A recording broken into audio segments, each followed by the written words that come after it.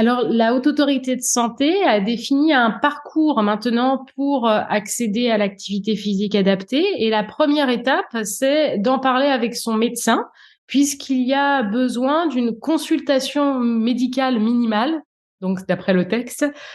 qui va consister à vérifier qu'il n'y ait pas de contre-indication à la pratique d'activité physique ou de précautions particulières. Ces principales précautions, elles tournent autour des patients qui auraient des risques cardiaques, soit en raison d'antécédents cardiaques, soit de traitements précédemment qui auraient pu être toxiques pour le cœur, soit de facteurs de risque comme par exemple l'obésité, un diabète ancien et compliqué, une consommation importante de tabac, et qui dans ces cas-là vont faire discuter de réaliser une épreuve d'effort auprès d'un cardiologue avant d'initier le programme d'activité physique adaptée. En dehors de cet élément-là, il n'y a pas vraiment de contre-indication à la pratique d'activité physique adaptée, c'est simplement des adaptations en fonction, on disait, des éventuels symptômes ou des éventuelles autres maladies que peuvent avoir les patients.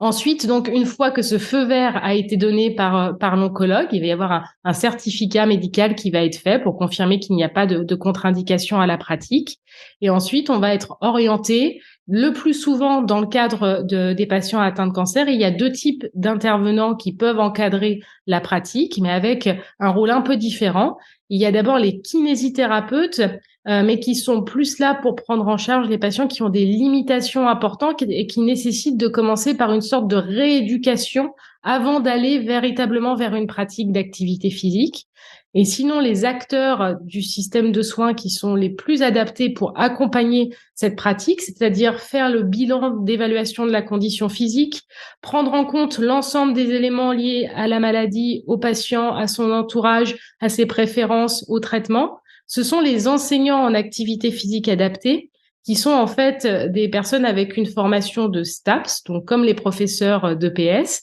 mais qui se sont spécialisés ensuite pour accompagner les personnes dans le domaine du soin. Donc à la fois en cardiologie, en pneumologie, mais aussi dans le cadre du cancer.